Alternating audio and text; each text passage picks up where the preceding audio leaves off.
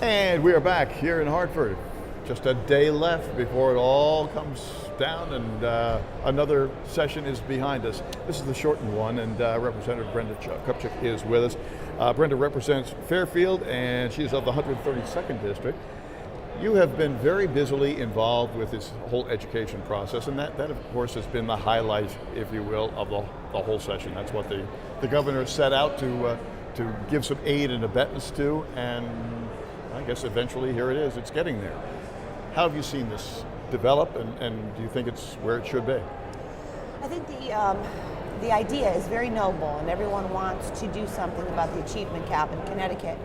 So when the governor announced that education was going to be the most important thing, or the highlight of this legislative session, most people were excited about it, especially people like myself, who've been involved in education issues for a very long time. I think the governor got off on the wrong foot. You probably heard that from other people.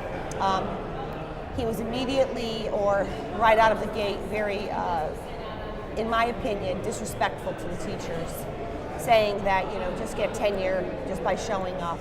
And I think it set the tone for the entire debate from that day on. Some people would say that was his case. Others would say it was misinterpreted as an attack on teachers initially.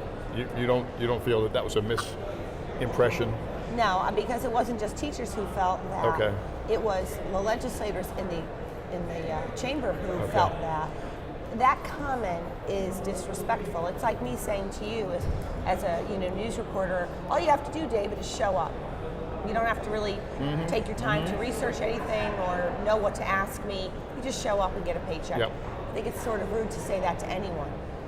So, that being said, I was excited. I'm on the education committee. We worked really hard listening to teachers. I've spent, I can't tell you, months and months meeting with teachers countless times. The teachers in my town, the teachers who live in my town, the teachers who work in my town, emailing them all back personally, listening to their, not their, quick email, but a very heartfelt, detailed emails about what they go through, what it is like to be a teacher, and what they liked about the bill and what they didn't like about the bill.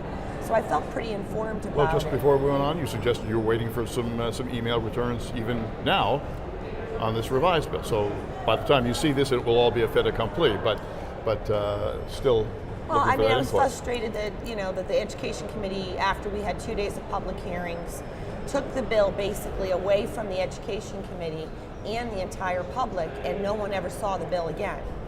And so basically 2 chairmen were working on a bill behind closed doors, although we all had input before that. I had a lot of input on my own and from basically what I heard from my teachers, the concerns. So some of that is in the bill. I'm a little disappointed that the bill of such magnitude comes out less than 24 hours before myself as a legislator has to vote on it. To me, that's not the kind of government that most people want to see. Are the residents of Connecticut, the people who voted for me to represent them, expect me to have enough time to read a major piece of legislation before I vote on it? You're not the first who have said that. Is there, clearly at this point, that's a done deal. It's going to be voted yay or nay, up or down, signed or not, most likely to be voted in favor and signed. But is there a way to change that going forward?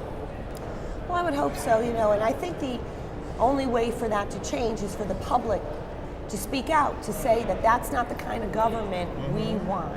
That's not the kind of government that we should have.